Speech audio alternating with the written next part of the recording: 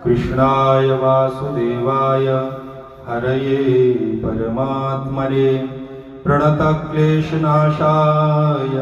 गोविन्दाय नमो नमः। वसुदेवसुतं देवं कंसचाणूरमर्दनं देवकी परमानन्दं कृष्णं वन्दे जगद्गुरुं।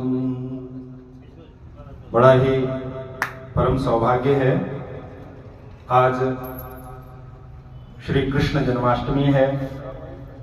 सबसे पहले तो हम आप सब लोगों को श्री कृष्ण जन्माष्टमी की बहुत सारी बधाई अर्पित करता हूँ, शुभकामनाएं देता हूँ।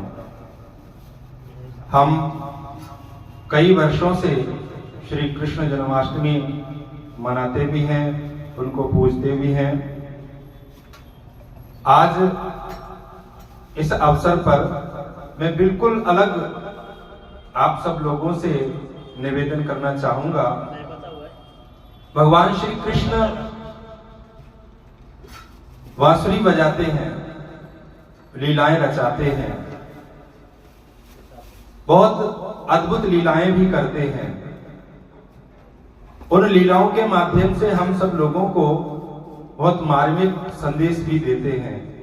पर हम लोग क्या करते हैं कि उन कृष्ण को केवल और केवल रास रचाने वाले, माखन चोरी करने वाले और ग्वालों के साथ केवल खेलने वाले ही समझते हैं।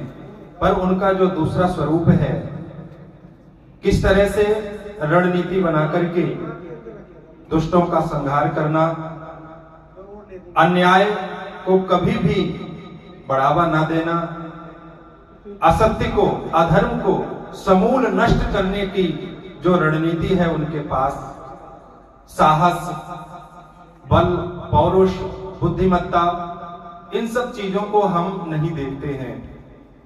उनको भी हम सब लोगों को वर्तमान परिप्रेक्ष्य में देखना पड़ेगा और उनके उन गुणों को भी अपनाना पड़ेगा।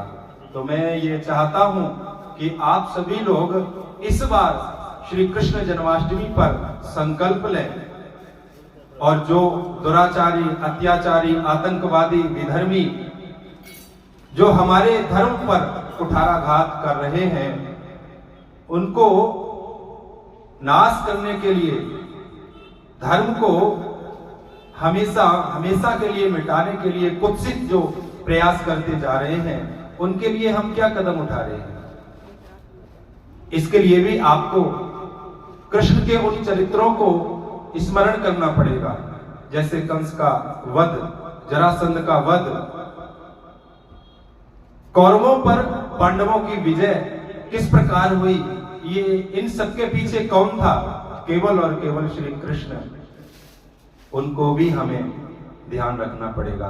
केवल और केवल आप हंसते मुस्कुराते हुए प्रसाद खाए और राधे राधे जय श्री कृष्णा कर लिए, इससे अब बुरा तो नहीं होगा, भला ही होगा।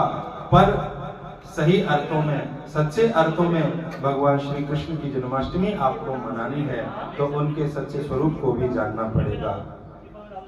इसलिए मैं विनम्र आग्रह करता हूँ, निवेदन करता हूँ इस सुंदर अवसर पर कि आप सब लोग कृष्ण जन्माष्टमी को अच्छे से मनाएं, पर वंशी वाले को याद करें तो उसके साथ साथ चक्र सुदर्शनधारी को भी अवश्य याद कीजिए, क्योंकि भगवान ने आपको कर्म करने के लिए भेजा है, भगवान ने आपको सब कुछ दिया है। तो भगवान ये कहते हैं कि आपको स्वयं ही कृष्ण बनना पड़ेगा, स्वयं ही लड़ना पड़ेगा। तो पापाचार से, अधर्म से आपको स्वयं लड़ने के लिए हमेशा तैयार होना पड़ेगा।